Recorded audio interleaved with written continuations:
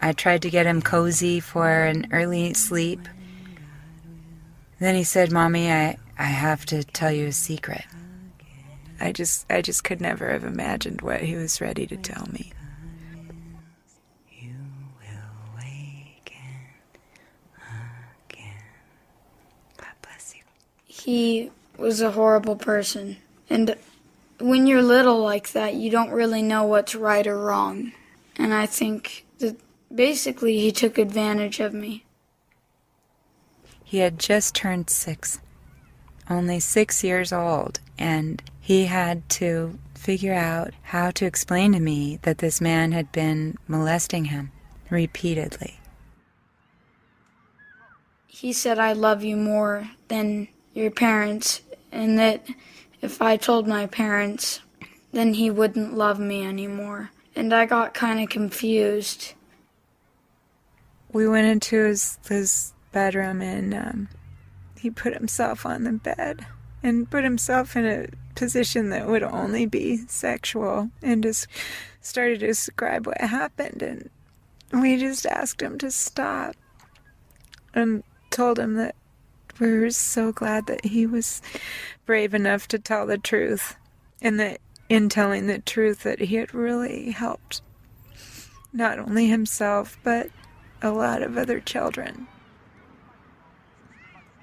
A lot of kids are too afraid to stand up and say something. It's not their fault, but I think that that's sad that a lot of kids have to just deal with that nothing ever happened. This happened when my son was in kindergarten.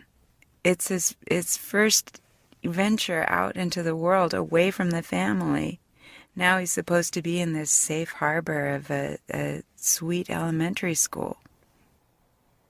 I think that it was very bad what happened to me, but I also think that I'm not the only one, so I shouldn't really feel sorry for myself.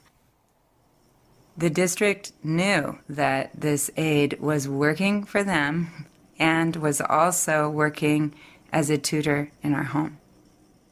We didn't know really who to trust anymore. I assumed that he was properly screened and that I could entrust my child to him. Because a lot of parents just think, "Oh, that's never going to happen." They're in denial. They think that it's never going to happen to their family or whatever. You still can't you can't do that. You have to think, maybe I should watch out for this. I think that would be important. I certainly didn't want for this to be my son's childhood. I didn't want for his elementary education to be a trail of tears. You never really know what's going to occur in your life or what's going to happen.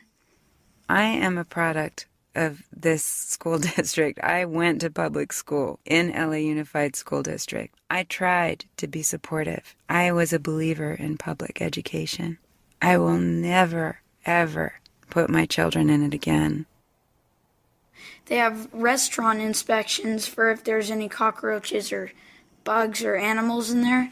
I think they should have school inspections around the school area maybe once a month, just to notice or see the files of the people that work there to see if there's anything fishy going on.